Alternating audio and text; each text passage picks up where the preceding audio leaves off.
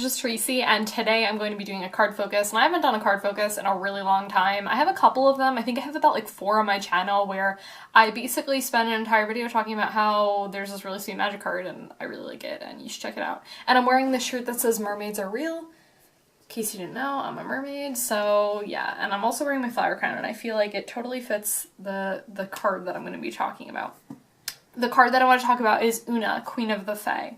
And you know, I have her in my ladies EDH deck that I built, and I'm really excited to do the deck tech for you guys on that. The reason why I haven't done it yet is just because I want to like tweak a couple of cards. The majority of the deck I have is decently set. Like I'm very happy with how the deck is playing and stuff. I just have a couple of cards that I want to test out first and do that. And like, you know, I like to feel like secure, not like, oh, I have every single card that I'd like, but you know, I have like the majority of cards, and I kind of like to wait a little bit before doing like an actual video on that, but I will do it. And so basically, I got Oona, Queen of the Fae, and for this deck, and I absolutely love this card. She has become now one of, I think, my favorite magic cards because she's just been incredible and she's great for so many reasons. So first off, she's a 5/5 flyer for 6, which is really good. She's a really nice body on its own. I feel like sometimes some legendary creatures,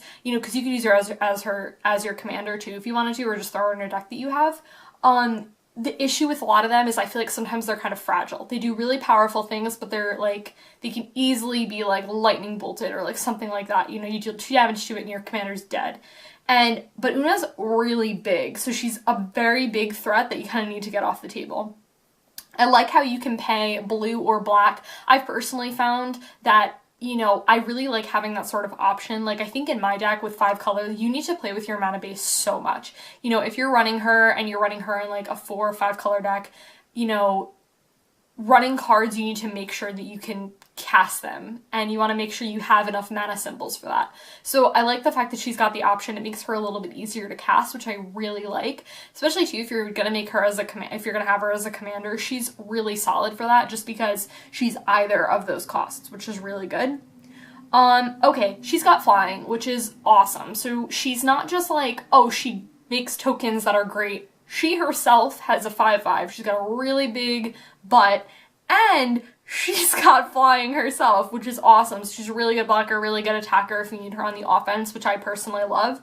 And then we have her ability, and I can't say enough great things about this ability just because, you know, you could have like so much mana and nothing to do with it, and I really love, that's like one of the reasons why I love her in my Lady EDH deck, because if I've got like nothing else going on with my mana, I have, you know, Silver Queen is my commander, so I'm just like pump out silver tokens, and then I have like those, which I love because sometimes, you know, you just have like no cards in your hand, and I don't have that much card draw in the deck. Like compared to some of my other decks, I really don't have that much card draw. I need to work on getting a little bit more in there. That's like another thing I'm kind of gonna like play around with, is putting a little bit more card draw in there.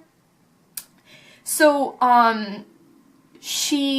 I was talking about card draw. Oh yeah, so like if you've got nothing to do with your mana, you're just like, like when I was playing with her, I did this for like 10, and I was like, okay, exile the top 10 cards of your library. She reminds me a little bit with this ability of, is it Ulamog or Kozilek? I always get them confused, I don't even remember, but the one where it ETBs and your opponent, like, or no, it's when it attacks, they exile 20 cards in the library.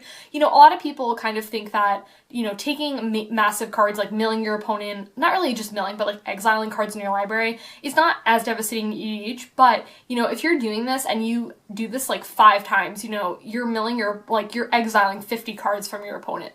Let's also talk about the fact that it says exile. This is very important. People like to manipulate a lot of times, you know, what's going on at the top of their library. They're playing like things where they can put stuff. They're playing like Sensei's Divining Top, like that whole thing. So being able to like exile, I always say Sensei's Divining Top, but I always realize that they can just draw that card and then put it on top, but like regardless, whatever.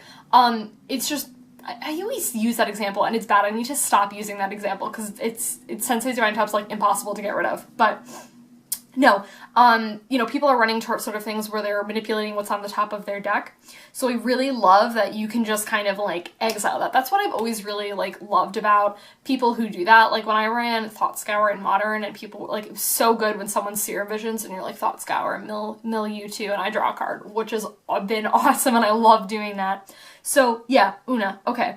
So you choose a color, and then target opponent exiles the top X card of their library. So let's just like break this into pieces, and let's just stop right there. So basically you pay a blue or a black. Again, love the flexibility in that. I think that's really strong.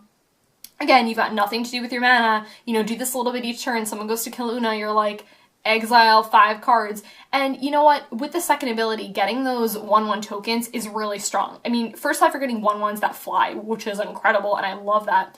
But you're exiling cards off of your opponent. Like, that's really, really amazing. Even if you get those fairy tokens, even if you don't get those fairy tokens, the fact that you're just, like, taking cards away from your opponent and exiling them is really, really important. And they go into exile, so they can't get them back, which is amazing. So I was looking at this card and I could not believe how incredible and I think underrated this card is. I think she's absolutely fantastic.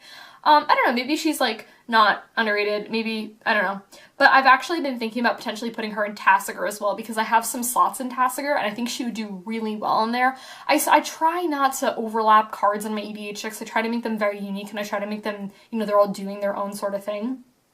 But Oona is just incredible. I mean, she just does so many different things. You know, she is a really good way of like protecting your creatures. Like if you were running, I could see her in like super friend builds. If you're someone who wants to run like super friends and you're like, I need stuff that makes tokens, she's a great blocker in and of herself, but then she just, you know, again, you exile cards from your opponent and you get dudes. Amazing. And let's also talk about how those dudes have flying. Flying's evasion, flying's amazing. I love flying. It's probably like one of my, I think it's probably like my favorite evasion thing. Like, I can't shut up about flying. It's just like one of my favorite things.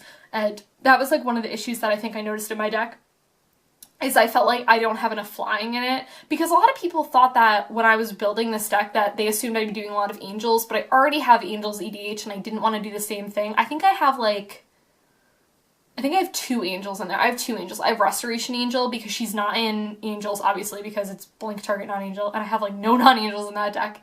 And then is it Gisela or, no, it's not Gisela. It's the other one. I always get them confused. No, it's not Gisela. It's the red-white one. I can't remember that angel, that, Aurelia. I put Aurelia in there. She's amazing. But yeah, Oona, Queen of the Fae, really good. If you haven't checked her out, you need to. Card is great. Card slit. Okay, that was it for this card focus, and I'll talk to you guys later. Bye.